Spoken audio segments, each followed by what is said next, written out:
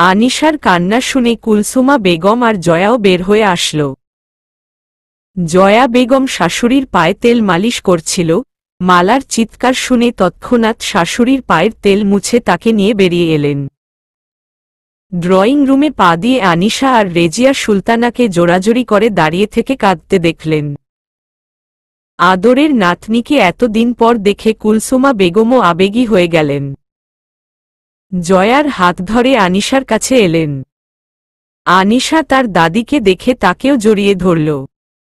দূরে দাঁড়িয়ে থাকা রাহাত এতক্ষণে সুযোগ পেল শাশুড়ির সাথে কথা বলার। সে শাশুড়ির কাছে এসে সালাম দিল। রেজিয়া সুলতানা শাড়ির আঁচল দিয়ে চোখ মুছে রাহাতের সালাম জবাব দিল। জিজ্ঞেস করল, তোমার মা বাবা ভালো আছে তো বাবা? জি মা, আলহামদুলিল্লাহ সবাই ভালো। বাবা কোথায়? শাহাদ, দাদাজান সবাই কোথায়? ওরা তিনজনই অফিসে গেছেন, আর তোমার চাচ্চু ব্যবসার কাজে দেশের বাইরে আছে। কাল পরশু চলে আসবে। রাহাত একে একে বাকি সবার সাথেই কুশল বিনিময় করল। রেজিয়া সুলতানা দুজনকেই ঘরে পাঠালেন রেস্ট নেয়ার জন্য। তারপর জয়াকে সাথে করে নিজে গেলেন রান্নাঘরে। কাজের লোকদের সবাইকে কাজ বুঝিয়ে দিলেন। এতদিন পর মেয়ে আর মেয়ে জামাই এসেছে, তাদের জন্য দুপুরে ভালো মন্দ রান্না করতে হবে। কুলসুমা বেগম রান্নাঘরে একটা চেয়ার নিয়ে আরাম করে বসলেন। মালা পাশে বসে তাকে পান বানিয়ে দিল। পান মুখে দিয়ে তিনি রান্নার তদারকি করতে লাগলেন। দুই পুত্রবধূকে বিভিন্ন উপদেশ দিলেন। নাতনি আর নাতজামাইয়ের যত্নের কোনো কমতি রাখবেন না তিনি।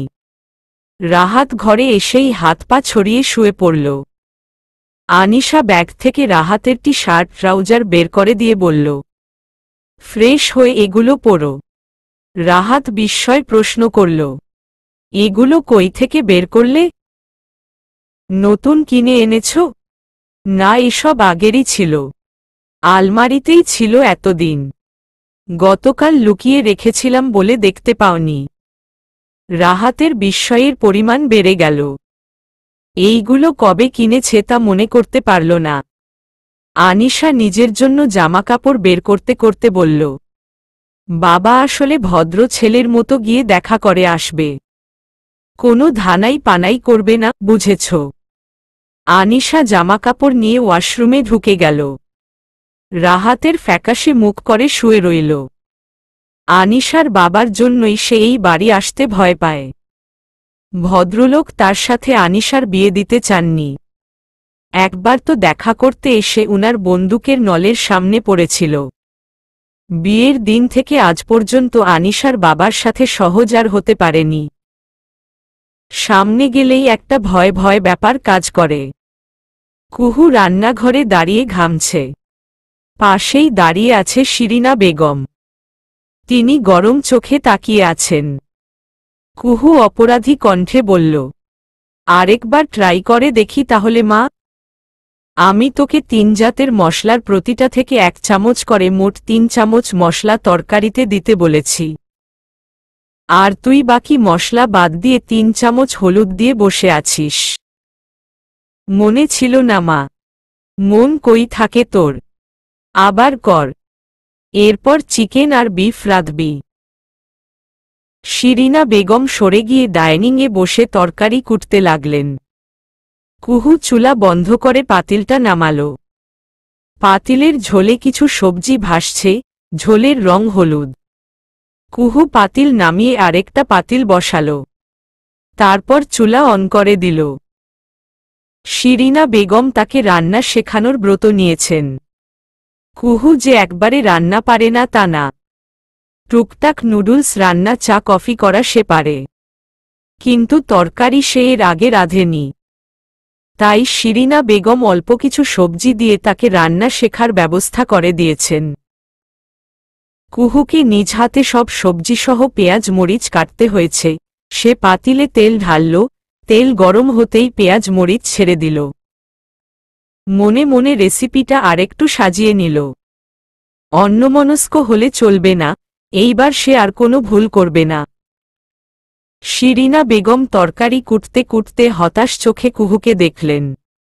মাথা চুলকে চুলায় চাপানো পাতিলে উকিঝুঁকি দিচ্ছে। আগে থেকেই কোনো কাজ না শিখানোর জন্য মনে মনে আফসোস করলেন। তিনি ভাবেননি এত তাড়াতাড়ি মেয়ের বিয়ে ঠিক হয়ে যাবে, জানলে এই ভুল করতেন না।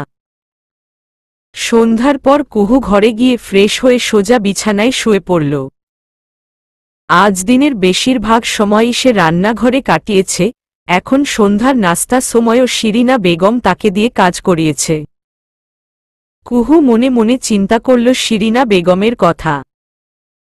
তার মা বাড়ির সব কাজ করে, বাড়ির সবার দেখভাল করে, যে যখন যা খেতে চায় তাই বানিয়ে দেয়, কখনো ক্লান্ত হওয়ার দোহাই দেয় না। অথচ সে একদিনেই কাহিল হয়ে গেছে। হঠাৎ দরজায় টোকা পড়ল।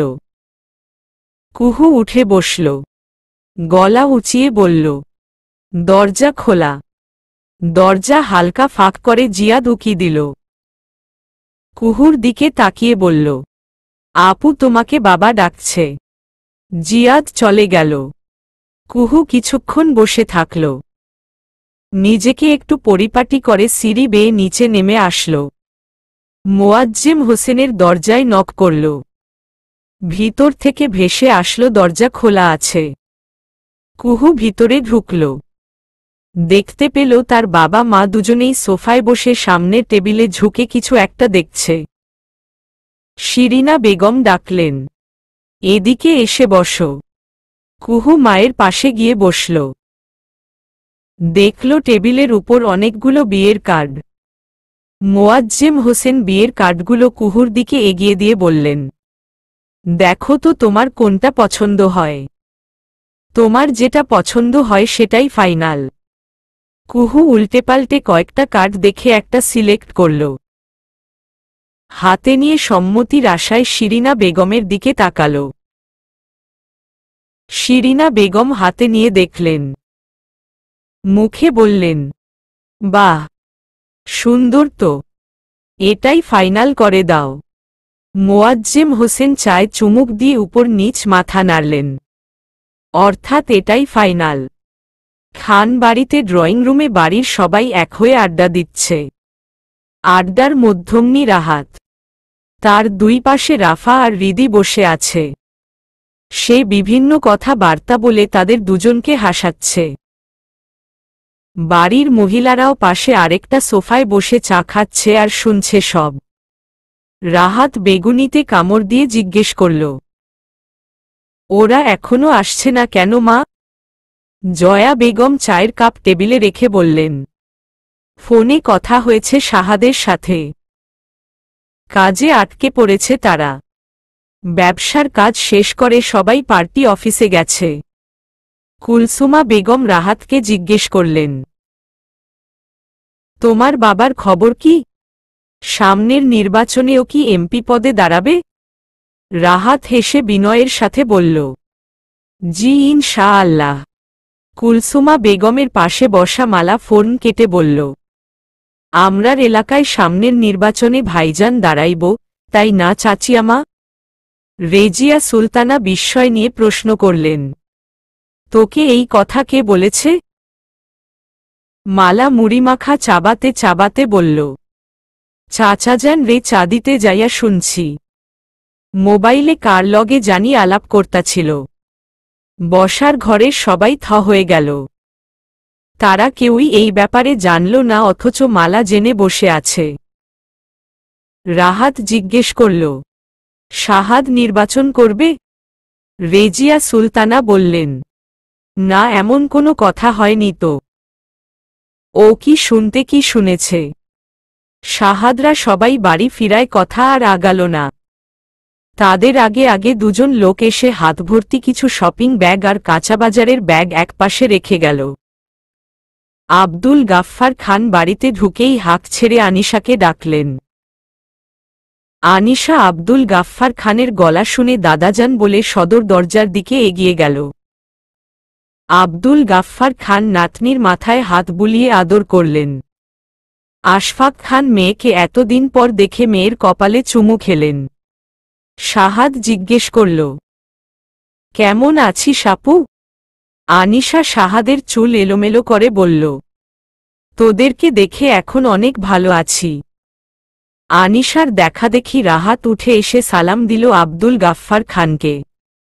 আশফাক খানকে ভয়ে ভয়ে সালাম দিল রাহাত। তিনি সালামের জবাব দিয়ে গম্ভীর কণ্ঠে বললেন, অনেক দিন পর এসেছ। এইবার বেশ কয়েকটা দিন থেকে তারপর যাবে। কোনো ব্যস্ততার দোহাই দিবে না। আমার মেয়ে এত ঘন ঘন দূরের জার্নি করতে পারে না। রাহাত নীরবে মাথা হেলিয়ে সম্মতি দিল, না করার সাধ্য তার নেই। তাহলে আবার বন্দুক নিয়ে তাড়া করবে। রাহাত সেই রিস্ক নিল না, সে আরও অনেক দিন থাকবে। একবার আর চোখে তাকিয়ে শ্বশুরের চলে যাওয়া দেখল। শাহাদ রাহাতের কাঁধে হাত রেখে বলল, কি খবর ভাই? অবস্থা কিছুটা টাইট মনে হচ্ছে। বিয়ে তো করো নি, অবস্থা টাইটের কি বুঝবে? বিয়েটা আগে করো, পরে বুঝবে কত ধানে কত চাল। শাহাদ চোখ মেরে বলল, আমার বউয়ের বাবা নিজে থেকে আমাকে পছন্দ করেছে, তাই অবস্থা টাইট হওয়ার ভয় নেই। ধান চালও গুনতে হবে না। রাহাত আসল জায়গায় খোঁচা খেয়ে চোখ ছোট ছোট করে বলল, বিয়ের আগেই বউ? হা, মনে তো হচ্ছে তোমার অবস্থা টাইট করবে তোমার বউ। শাহাদ ঠোঁট কামড়ে হাসল। গলার স্বর নিচু করে রাহাতকে বলল, শ্বশুরের বদলে বউয়ের হাতে অবস্থা টাইট হলে মন্দ হয় না। আই হোপ ব্যাপারটা সুইট হবে। রাহাত নাককুচকে শাহাদের দিকে তাকাল। শাহাদের হাসি দেখে তার গা জ্বলে যাচ্ছে। এই শালা জাতির শালাগিরি না করলে চলে না। ঠিকই সুযোগ বুঝে একটা খোঁচা মেরে দিল। রাহাতের ইচ্ছে হচ্ছে শাহাদের হবু বউয়ের কাছে গিয়ে শাহাদকে নাকানি চুবানি খাওয়ানোর বুদ্ধি দিয়ে আসতে। শাহাদ একটা 7 তলা বিল্ডিংয়ের ছাদের রেলিংয়ে হেলান দিয়ে দাঁড়িয়ে আছে। তার পরনে সাদা পাঞ্জাবি পায়জামা। পাঞ্জাবির হাতা দুটো কনুই পর্যন্ত গুটিয়ে রাখা। হাতে মেটালের ঘড়ি আর চোখে সানগ্লাস। শান্ত মুখে সে স্টেশনের দিকে তাকিয়ে আছে। এই বিল্ডিংটা থেকে স্টেশন এরিয়াটা বেশ ভালোভাবে দেখা যায়। বিল্ডিংটার সামনের রাস্তা ধরে বেশ কিছুক্ষণ হাঁটলেই স্টেশন। এরিয়াটা লোকসমাগমে পূর্ণ, ছাদে দাঁড়িয়ে গাড়ি চলাচলের আওয়াজ পাওয়া যায়। শাহাদ ঘড়ি দেখল।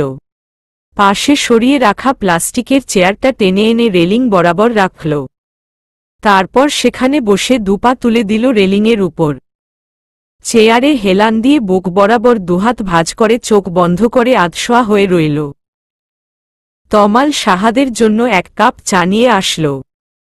সানগ্লাস চোখে থাকায় শাহাদ ঘুমাচ্ছে কিনা বুঝতে পারল না। সে মৃদু স্বরে ডাকল, ভাই, ভাই। শাহাদ চোখ খুলে তাকাল। হাত বাড়িয়ে চায়ের কাপটা নিল। ওভাবেই বসে থেকে চুমুক দিল।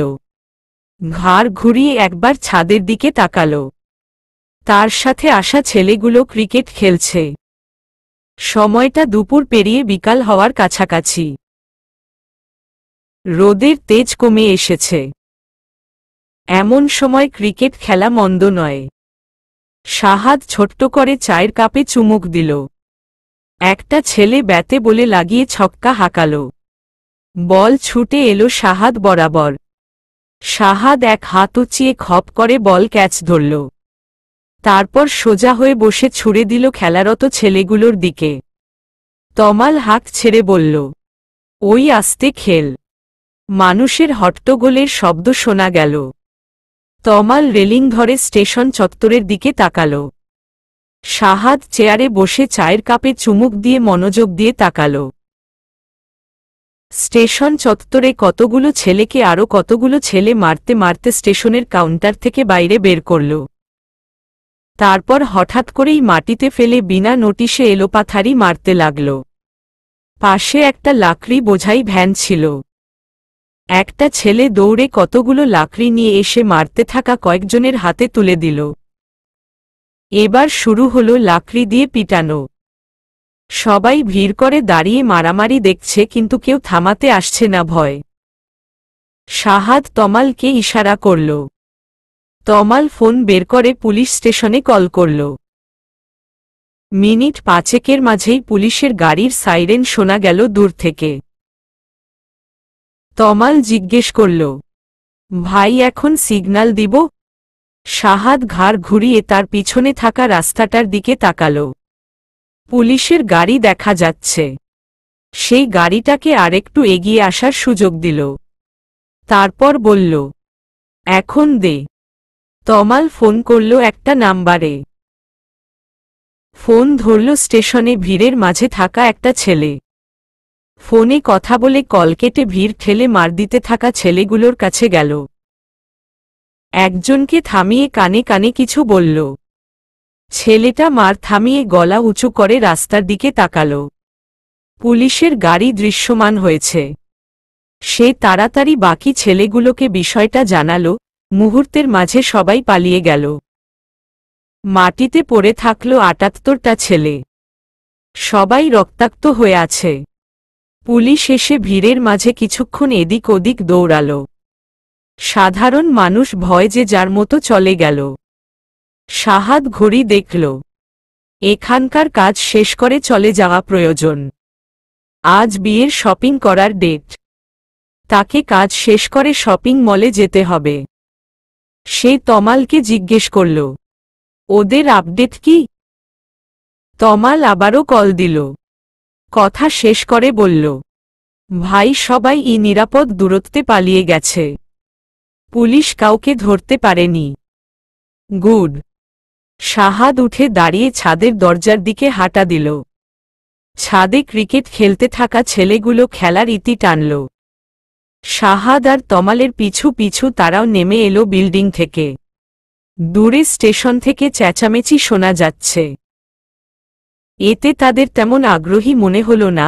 তারা হারহামেশাই এসব দেখে অভ্যস্ত। কুহু শহরের সবচেয়ে বড় শপিং মলটার সামনে এসে গাড়ি থেকে নামল। তার সাথে নামল জিয়াদ। বিয়ের শপিং করার জন্য কুহুকে ডেকে আনা হয়েছে। শপিং মলের সামনে দাঁড়ানো একটা ছেলে এগিয়ে এসে বলল, ভাবি আমার সাথে আসুন। আপনাকে নিয়ে যাওয়ার জন্য আমাকে পাঠানো হয়েছে। কুহু আর জিয়াদ দুজনেই ছেলেটার পিছু পিছু আসল। ছেলেটা একটা শাড়ির দোকানের সামনে এসে দোকানের দরজা খুলে দিয়ে বলল, ভিতরে যান। কুহু আর জিয়াদ দুজনেই ভিতরে ঢুকল। রাফা কুহুকে দেখেই হাত নাড়িয়ে ডাকল, ভাবিমনি এই দিকে। খান পরিবারের সবার দৃষ্টি ঘুরে গেল কুহু আর জিয়াদের দিকে। কুহু বেশ বিব্রত অনুভব করল। লজ্জামিশ্রিত অস্বস্তি নিয়ে হেঁটে গেল ওদের কাছে। একটা সুন্দর মতো মেয়ে উঠে এসে বলল, তুমি কুহু না? বাহ, বেশ দেখতে তো তুমি। আমি শাহাদের বড় বোন। কুহু ব্যস্ত হয়ে সালাম দিল আনিশাকে। দোকানে বসে থাকা রেজিয়া সুলতানা আর জয়া বেগমকেও বিনয়ের সাথে সালাম দিল। রেজিয়া সুলতানা ছেলের বউকে দেখে মুগ্ধ হলেন। মেয়েটাকে বেশ লাগে উনার কাছে। বড়দের সামনে শান্তশিষ্ট হয়ে থাকার চেষ্টা করে, কিন্তু ভিতরে ভিতরে যে বেশ চঞ্চল তা বুঝাই যায়। আনিশা কুহুকে টেনে তার পাশে বসাল। জিয়াদ বড়দের সাথে কুশল বিনিময় করে একপাশে গিয়ে বসল। চোখাচোখি হল রাফার সাথে। রাফা একটা মুখ ভেঙচি দিয়ে চোখ সরিয়ে নিল। আচমকা এমন ব্যবহারে জিয়াদ হকচকিয়ে গেল। সে অবাক চোখে রাফার দিকে তাকিয়ে রইল।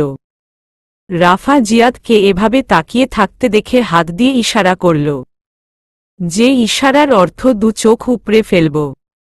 জিয়াদের অবাক হওয়া সীমা পেরিয়ে গেল। সে মুখ ঘুরিয়ে নিল। সিদ্ধান্ত নিল এমন অকালপক্ক মেয়ের দিকে আর তাকাবে না। শাড়ি দেখার ফাঁকে কুহু এদিক ওদিক তাকাল। শাহাদকে খুঁজছে সে, কিন্তু পেল না। শাড়ি সহ সব কেনা হয়ে গেল, তাও শাহাদের দেখা পাওয়া গেল না। শেষে যখন গয়নার দোকানে কুহু গা ভর্তি গয়না পরে ট্রায়াল দিচ্ছে তখন কোথা থেকে সাহাদ এসে উদয় হল। এসেই তার চোখ পড়ল গয়নার ভারে নুয়ে পড়া কুহুর দিকে। আশেপাশে দেখল তার মা চাচি বোন কুহুকে ঘিরে আছে। তাদের যার যেই গয়নাটা পছন্দ হচ্ছে তাই কুহুকে পরিয়ে ট্রায়াল দিচ্ছে। সাহাদের বেশ মায়া হল কুহুর কাদো কাদো মুখ দেখে। সে এগিয়ে এসে গয়নার দোকানের একটা টুলে বসে পড়ল। দোকানের ম্যানেজার হাসিমুখে এসে হাত বাড়িয়ে হ্যান্ডশেক করল। কুহু সাহাদের দিকে একবার তাকাল। চোখাচোখি হল। আনিশা সাহাদকে ডেকে বলল, দেখ তো তোর বউকে কেমন লাগছে। সাহাদ স্থির দৃষ্টিতে কুহুর দিকে তাকিয়ে বলল, ভালো, শুধু ভালো, আরও কিছু বল। এত গয়না পরিয়েছ কেন? বিয়েতে এত গয়না পরে ও হাঁটবে কি করে? ওর তো এখনই কষ্ট হচ্ছে। এক্ষুনি সব খোলো। মহিলারা সবাই মুচকি হাসল। রাফা গলা বাড়িয়ে বলল, তাহলে তুমি ভাবিমনিকে কোলে নিও, তাহলেই তো আর ভাবিমনির কষ্ট করে হাঁটতে হয় না। কুহুর গাল দুটো গরম হয়ে গেল লজ্জায়। চোখ মুখ খিচে নিচের দিকে তাকিয়ে রইল। আনিশা হাসতে হাসতে বলল, আহা, আমার ভাইয়ের কত চিন্তা। সব গয়না তোর বউকে বিয়ের দিনই পরতে হবে না। এগুলো সব একসাথে কিনে দেয়া হচ্ছে, যখন যখন পরতে ইচ্ছে করবে তখন পরবে। বুঝেছিস বউ পাগল। সাহাদ হালকা গলা ঝাড়ল।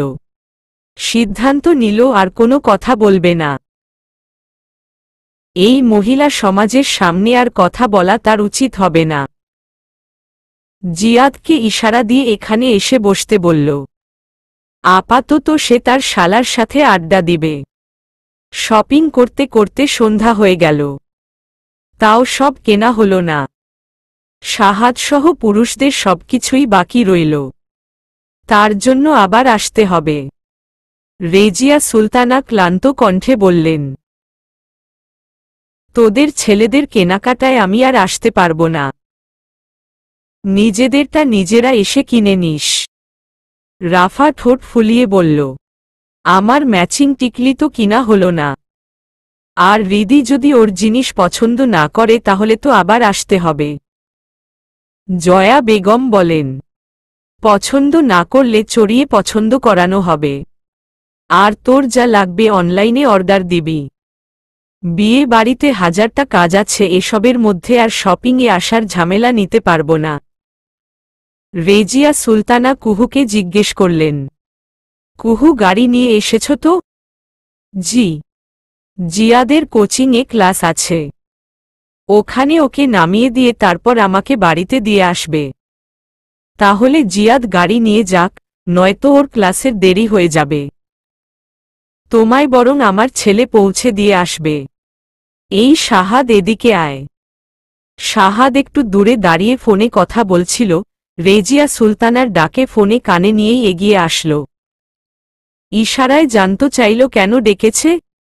রেজিয়া সুলতানা বললেন, কুহুকে বাড়িতে পৌঁছে দিয়ে আসবি। সাহাদ ফোনে হুম হাম করতে করতেই মাথা নাড়িয়ে সম্মতি জানাল। আবার আগের জায়গায় ফিরে গেল। যাওয়ার আগে কুহুর দিকে আওর চোখে তাকাল। ড্রাইভার সহ সাথে আসা গার্ড এসে শপিং ব্যাগগুলো নিয়ে গাড়িতে রাখল। সবাই বেরিয়ে আসলো শপিং মল থেকে, গ্যারেজে এসে দাঁড়াল। সাহাদের কানে এখনো ফোন। রেজিয়া সুলতানা কুহুকে বললেন, আমরা তাহলে যাই। সাহাদের সাথে চলে যেও কেমন? কুহু মাথা হেলিয়ে সায় দিল। সবাই কুহুকে হাত নেড়ে বিদায় জানিয়ে চলে গেল। জিয়াদ এসে বলল, ভাইয়ার কাছাকাছি দাঁড়িয়ে থাকো, আমি গেলাম। আমার ক্লাসে দেরি হয়ে যাবে। জিয়াদও চলে গেল। পুরো আন্ডারগ্রাউন্ড গ্যারেজে সারি সারি গাড়ির মাঝখানে এখন শুধু কুহু আর সাহাদ। সাহাদ ঘাড় ঘুরিয়ে কুহুর দিকে তাকাল। ফোনে কথা বলতে বলতেই কুহুকে হাত দিয়ে ইশারা করল ওর সাথে আসতে। কুহু পিছু পিছু গেল। চকোলেট কালার একটা গাড়ির কাছে এসে গাড়ির ডোর খুলে দিল সাহাদ।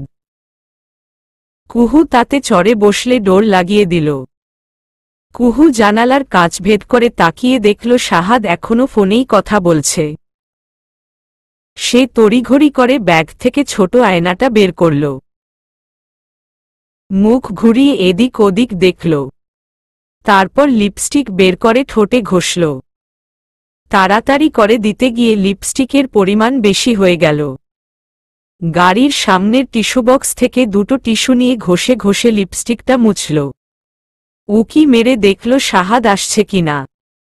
তারপর এইবার খুব সাবধানে সময় নিয়ে হালকা করে দিল। লিপস্টিকটা ব্যাগে রেখে গাল দুটোতে হাত দিয়ে দুটো চড় দিল। ব্যথা পেয়ে মৃদু আহহ করে উঠল। একটু থেমে আবারও চড় দিল। আয়না দিয়ে দেখল মুখটা। গাল দুটোতে একটু গোলাপি আভা এসেছে। ব্যথা পাওয়া সার্থক হয়েছে। শাহাদকে আসতে দেখে সব পরিপাটি করে নড়েচড়ে ভদ্র হয়ে বসল। সিটবেল্টটা ইচ্ছে করে আটকাল না, শাহাদ এসে আটকে দিবে এই আশায়। শাহাদ গাড়িতে উঠে বসল। নিজের সিটবেল্ট বেঁধে কুহুকে বাঁধতে বলল। কুহু তার পুরো মুখটা শাহাদের দিকে ঘুরিয়ে বলল, সিটবেল্ট না বাঁধলে হবে না? শাহাদ না তাকিয়েই বলল, না হবে না।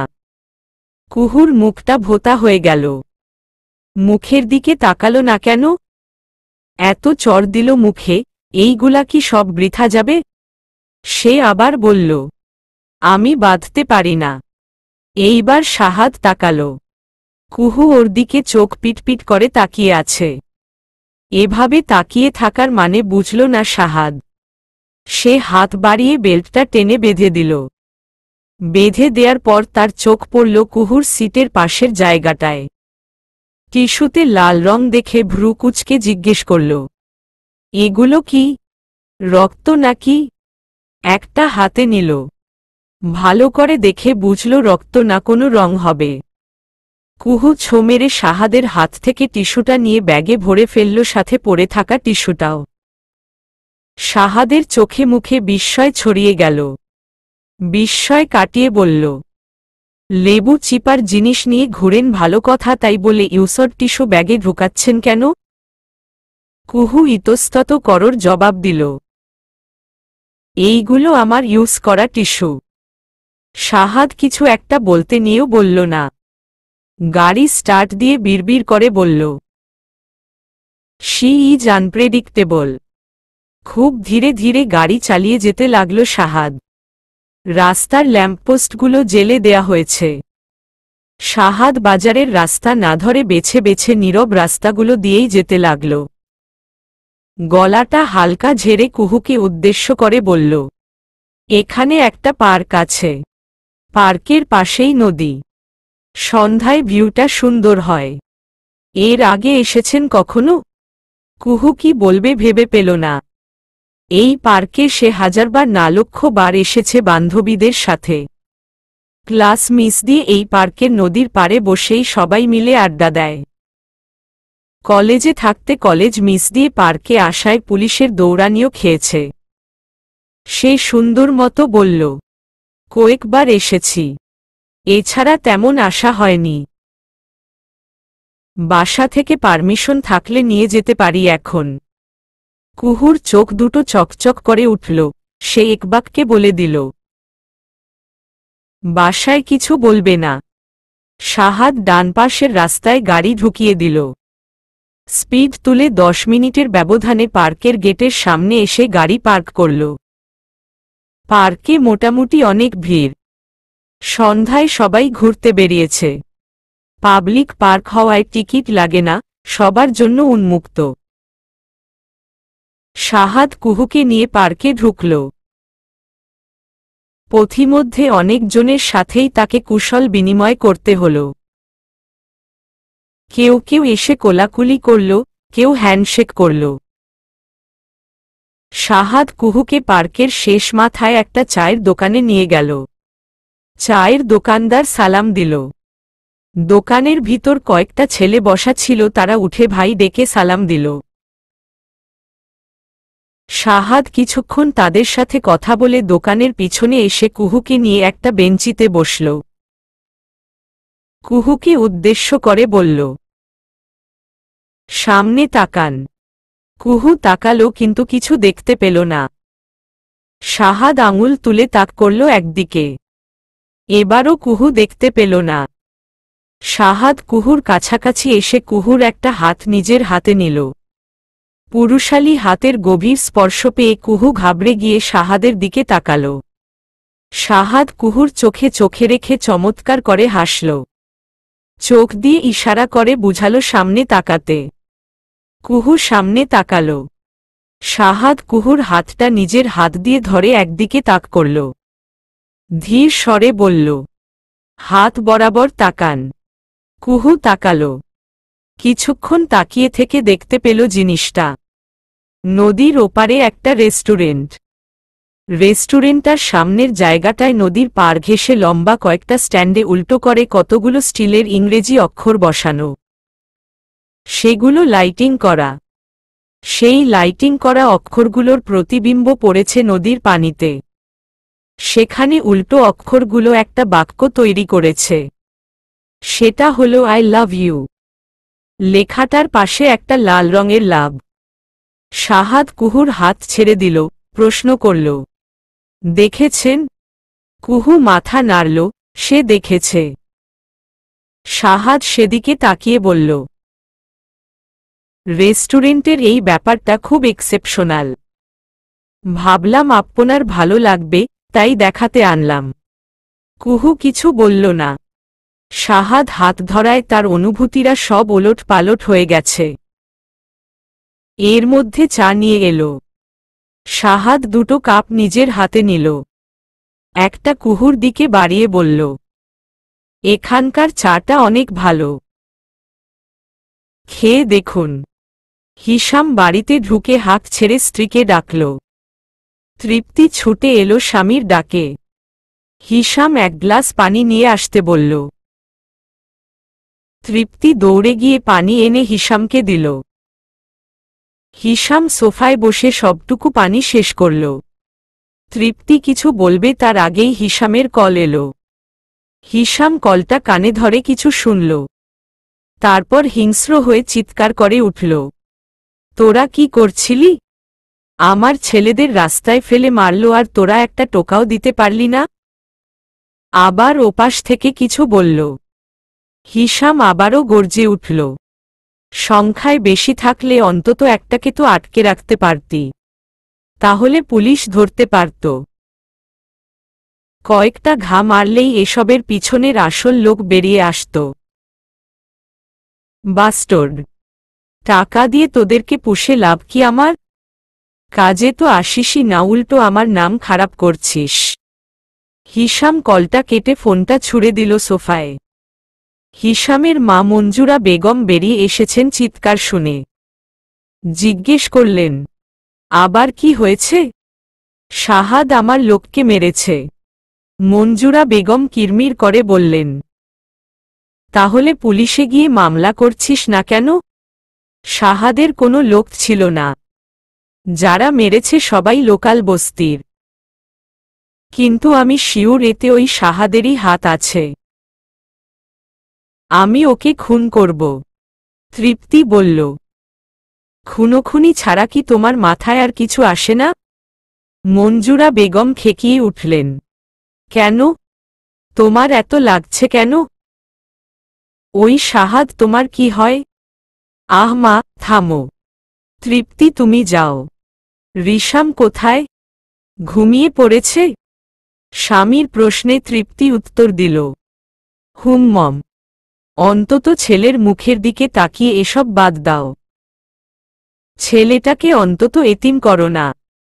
আর আমি যে পিতৃহারা হলাম তার বেলায়? শাহাদ তোমার বাবাকে খুন করেনি। ছেলেটা বারবার এই কথা বলেছে। বাড়ি বয়ে এসে তোমাকে অনুরোধ করেছে ভুল না বুঝতে। শত্রুতা সৃষ্টি করতে কেউ ভুল বুঝাচ্ছে তোমায়। মঞ্জুরা বেগম বললেন, ওদের সাথে বন্ধুত্ব কবে ছিল যে নতুন করে শত্রুতা হবে?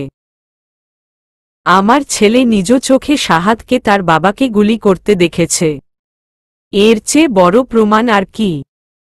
মঞ্জুরা বেগম হিসামের কাঁধে হাত দিয়ে বললেন, শোন বাবা, এই বদলা তোকে নিতে হবে। রক্তের বদলে রক্ত। আমি বিধবা হয়েছি। ওই খান বাড়ির অন্তত একটা মেয়ের গায়ে হলেও বিধবা তকমা লাগাতে হবে। তবেই আমার মন জুড়াবে। হবে মা, সব হবে। সাহাদকে আমি ছাড়ব না। খান বাড়ির বংশ সাহাদ পর্যন্তই শেষ। এরপর আর কোনো বংশধর আসবে না। আজ কুহুর গায়ে হলুদ। গায়ে হলুদের আয়োজন করা হয়েছে ছাদে।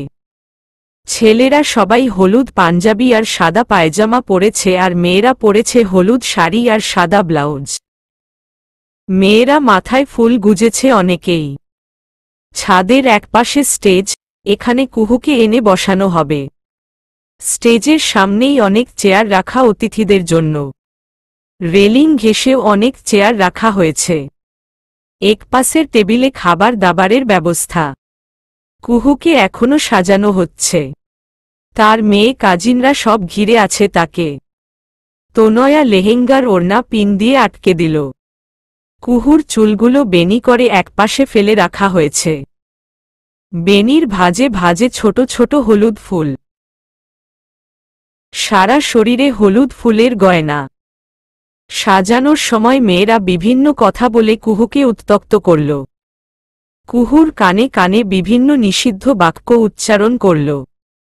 কুহু নাক সিটকে বলল, ছি, অসভ্য তোরা। এই কথায় যেন তাদের উৎসাহ আরও বাড়ল। গলা ফাটিয়ে সবাই হেসে আবারও ওই একই কাজ করল। কুহুকে স্টেজে তোলা হল মধ্য দুপুরে। প্রথমে হলুদ দিল শিরিনা বেগম। চারদিক থেকে ফটোগ্রাফারের ফ্ল্যাশ পড়ল তাদের উপর। তারপর এলেন মোয়াজ্জেম হোসেন। বাবাকে দেখে কুহু নড়েচড়ে বসল। বাবার সাথে তার তেমন সখ্যতা নেই। বাবা মেয়ের মাঝে এক অন্যরকম দূরত্ব, কিন্তু সেই দূরত্বে ভালোবাসার কমতি নেই। মোয়াজ্জেম সাহেব এসে মেয়েকে হলুদ দিলেন, মিষ্টিমুখ করালেন। মেয়ের মাথায় হাত বুলিয়ে উঠে চলে এলেন। স্টেজ থেকে নেমে সিঁড়ির গোড়ায় এসে সবার আড়ালে রুমাল বের করে চোখ মুছলেন। একমাত্র মেয়েকে কাল বিদায় দিতে হবে এই কথা চিন্তা করে তার বুকের ভিতর মোচড় দিচ্ছে। মেয়েকে আরও পরে বিয়ে দিলেও পারতেন, কিন্তু সাহাদের বাবার জোড়াজুড়িতে শেষ পর্যন্ত হার মানতে হল তাকে। শিরিনা বেগম স্বামীর কাঁধে হাত রাখলেন। মোয়াজ্জেম হোসেন স্ত্রীকে দেখে তাড়াতাড়ি রুমাল পাঞ্জাবির পকেটে রেখে দিল। নিজেকে স্বাভাবিক করে হাসল। শিরিনা বেগম বললেন, শুরুতেই বলেছিলাম মেয়েটাকে এত তাড়াতাড়ি বিয়ে দিও না। এমনিতেই এই মেয়ের বুদ্ধিশুদ্ধি কম। আর একটু বয়স হলে হয়তো সংসারটা আরও ভালো বুঝত। ওসব তুমি ভেবো না। আমার মেয়েও ভুলভাল কাজ যাই করুক না কেন, ওর বুক ভর্তি ভালোবাসা রয়েছে। এই ভালোবাসা দিয়ে ও ঠিক শ্বশুর বাড়িতে সবার মন জয় করে নিবে। শিরিনা বেগম পিছন ফিরে একবার মেয়ের দিকে তাকালেন। তার চোখ দুটোও ভিজে গেল। তিনি আর দাঁড়ালেন না, নিচে নেমে গেলেন। জিয়াদ এসে কুহুকে হলুদ লাগাল। বিভিন্ন পোজ দিয়ে দুই ভাই বোন ছবি তুলল। নিচ থেকে ভেসে এলো গাড়ির হর্নের শব্দ। বরের বাড়ি থেকে হলুদের ডালা নিয়ে এসেছে বরের বাড়ির লোকজন। মেয়েরা দৌড়ে গেল রেলিংয়ের কাছে। জিয়াদ ছাদে থাকা ছেলেদেরকে নিয়ে নিচে গেল সবাইকে আপ্যায়ন করে নিয়ে আসতে। খানিক বাদেই ছাদে ঢুকল বরের বাড়ির সবাই। হলুদের ডালা নিচে রেখে এসেছে তারা। রাফা দূর থেকে কুহুকে দেখে হাত নাড়াল।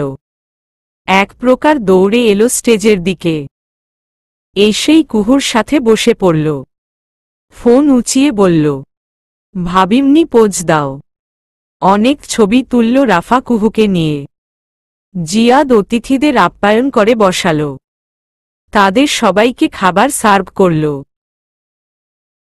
শালিকা উঠো, আমাকে একটু আমার শালার বউ এর সাথে পরিচিত হতে দাও। রাহাতের কথায় রাফা উঠে গেল। রাহাত কুহুর পাশে বসে বলল, আমি তোমার হবু বরের বোনজামাই। আর তুমি আমার শালার বউ। এখন থেকে সেই সম্পর্ক বাদ। এখন থেকে তুমি আমার শালি। আর দুলাভাইরা সবসময় শালির দলে থাকে। রাফা ফোড়ন কেটে বলল, একটু আগে ভাইয়াকে বলে আসলেন আপনি ভাইয়ার দলে। 1 ঘন্টার ব্যবধানে দল চেঞ্জ করে ফেললেন। তুমি শালি বেশি কথা বল। দুলাভাইদের বেলায় প্রয়োজনে দল চেঞ্জ করা যায় আছে। রাফা নাক সিটকাল রাহাতের কথায়। রাহাত একটা মিষ্টি তুলে খাওয়াল কুহুকে। কুহু একটুখানি খাওয়ায় অসন্তুষ্ট হয়ে মাথা নেড়ে বলল, উহুম উহুম, এত কম মিষ্টি খেলে কিভাবে হবে? তুমি হলে মধু মিয়ার বউ, তোমার তো সারা বছর মিষ্টি খেতে হবে। তনয়া পাশ থেকে জিজ্ঞেস করল, মধু মিয়াকে দুলাভাই? আমার শালা। শাহাদ নামের অর্থ মধু। মিষ্টি খেতে না জানলে মধু হ্যান্ডেল করবে কিভাবে? কুহুর লজ্জায় প্রাণ যায় যায় অবস্থা। সে মুখে কুলু পেটে বসে থাকল। রাহাত বিভিন্ন পোজ দিয়ে ছবি তুলে উঠে চলে গেল, যাওয়ার আগে মিষ্টি খাওয়ার অভ্যাস করতে বলল। তনয়া কুহুর কানের কাছে মুখ এনে বলল, একটু মধু এনে দেই? এখন থেকেই খেয়ে প্র্যাকটিস কর। কুহু কটমট করে তাকাল। তনয়া দুষ্টু হেসে চোখ মারল। রাফা হুট করে মোবাইল কুহুর সামনে ধরে বলল, ভাবিমনি দেখো। কুহু মোবাইলের দিকে তাকাল। মোবাইলে ভিডিও কল হচ্ছে। সেখানে শাহাদকে দেখা যাচ্ছে, সে হলুদের স্টেজে বসে আছে। হলুদ পাঞ্জাবির উপর ডিজাইনার গোল্ডেন কটি আর সাদা পায়জামা। গালের দুপাশে হলুদ, কপালে আর নাকেও হালকা আছে। বরাবরের মতো পাঞ্জাবির হাতা গুটানো আর হাতে ঘড়ি। তার আশেপাশে অনেক ছেলে সবাই পোজ দিয়ে ছবি তুলছে। স্টেজের এদিক ওদিক অনেক মেয়েরা ছড়িয়ে ছিটিয়ে আছে। তারাও এসে যে যার মতো সেলফি তুলে যাচ্ছে। মেয়েদের সাথে ছবি তোলা দেখে কুহুর হালকা জ্বলুনি অনুভব হল। রাফা গলা উঁচিয়ে বলল, রিদি ফোনটা ভাইয়ার কাছে নিয়ে যা। অপর পাশে ভিডিও কলে থাকা রিদি ফোনটা শাহাদের হাতে ধরিয়ে দিল। আচমকা ফোন হাতে পেয়ে শাহাদ তাকিয়ে দেখল ফোনে কুহুকে দেখা যাচ্ছে। শাহাদ কিছুক্ষণের জন্য ভরকে গেল। সে বসা থেকে উঠে স্টেজ থেকে নেমে এলো। একটা কোণায় এসে ফোন সামনে ধরে বলল, কেমন আছেন কুহু? রাফা কুহুর হাতে ফোন ধরিয়ে দিয়ে ইশারা করে তোনাকে নিয়ে এখান থেকে নেমে গেল, আর কাউকে স্টেজে উঠতে দিল না। কুহু জবাব দিল, ভালো, আপনি? শাহাদ একটা প্লাস্টিকের চেয়ার টেনে বসল। বলল, একটু খারাপ আছি। মা চাচিরা নিয়মের নামে আমাকে রীতিমতো হলুদে চুবাচ্ছে। কুহু ফিক করে হেসে দিল। শাহাদ শান্ত চোখে সেই হাসি দেখল। তারপর নিজেও ঠোঁট বাঁকিয়ে হেসে বলল, you are looking pretty, miss Kuhu. কুহুর চোখে মুখে লজ্জা উপচে পড়ল। সে শাহাদের দিকে তাকিয়ে থাকতে পারল না, এদিক ওদিক চোখ ঘুরাল। আর চোখে তাকিয়ে দেখল শাহাদ তার দিকে তাকিয়ে আছে এখনো। সেই গলা পরিষ্কার করে বলল, এখন তাহলে রাখি। কেন? লজ্জা পাচ্ছেন? না, পাচ্ছি না, বলেই কুহু ফোন কেটে দিল। তার পক্ষে এই পরিস্থিতিতে থাকা আর সম্ভব না। কুহু ফোন কেটে দেয়ায় শাহাদ হাসল। কাল দিন পর সারা জীবন একসাথে থাকা হবে আর এই মেয়ে এখন লজ্জা পাচ্ছে। সে ফোন হাত উঠে দাঁড়াল। স্টেজে গিয়ে এই হলুদের ঝামেলা তাড়াতাড়ি শেষ করে ঘরে যেতে চায় সে। বাড়ির চারপাশের পুরো বাগান জুড়ে অনুষ্ঠানের আয়োজন। এদিক ওদিক চেয়ার টেবিল ছড়িয়ে ছিটিয়ে আছে। সেখানে গেস্টরা বসে আছে। অনেক ভিআইপি গেস্টরা এসেছে। আশফাক খান আর আব্দুল গাফফার খান তাদের সময় দিচ্ছেন। শাহাদ তার চাচ্চুর অভাব অনুভব করল। তার চাচ্চু থাকলে প্রোগ্রামটা আরো জমজমাট হতো। শাহাদ আবার চারপাশে চোখ বুলিয়ে স্টেজের দিকে হাঁটা দিল। পথিমধ্যে হঠাৎ পাঞ্জাবি পায়জামা পরা একটা লোক সামনে এসে দাঁড়িয়ে গেল। লোকটার মুখে একটা সাদা কাপড় পেঁচানো, শুধু চোখ দুটো দেখা যাচ্ছে। লোকটার চোখের দৃষ্টি দেখে শাহাদের অবচেতন মন সচেতন হয়ে গেল। শাহাদকে কিছু ভাবার সময় না দিয়ে লোকটা হঠাৎ রিভলভার বের করে গুলি করল শাহাদের বুক বরাবর। নাইমুর একটা ফ্যাক্টরির ছাদে হাত দুটো রেলিংয়ের উপর ঠেস দিয়ে দাঁড়িয়ে আছে। তার বাম হাতে জ্বলন্ত সিগারেট। তার দৃষ্টি দূরে দাঁড়িয়ে থাকা রাজপ্রাসাদের মতো বাড়িটার দিকে। চারদিকে সবুজ বাগান, তার ঠিক মাঝখানে সাদা ধবধবে বাড়িটা। বাড়ির বাগানে আজ হলুদের প্রোগ্রাম। দূর থেকে শোরগোল, গান বাজনা ভেসে আসছে। নাইমুর কান পেতে আছে একটা নির্দিষ্ট শব্দের জন্য। শব্দটা পেয়ে গেলেই কিছুটা নিশ্চিন্ত হতো। বাকিটা নিশ্চিন্ত হতো খবর পাওয়ার পর। মিজান দৌড়ে এসে নাইমুরের পাশে দাঁড়িয়ে বলল, ভাই আসিফ বাড়ির ভিতর ঢুকে গেছে। নাইমুর ভারী ভাঙা কণ্ঠে জিজ্ঞেস করল, এত গার্ড ফাঁকি দিল কিভাবে? বাড়ির পিছনে প্রাচীরের বাইরের গার্ডগুলোকে টাকা খাওয়াতে হয়েছে। শালার সব জায়গায় গাদ্দারে ভরা।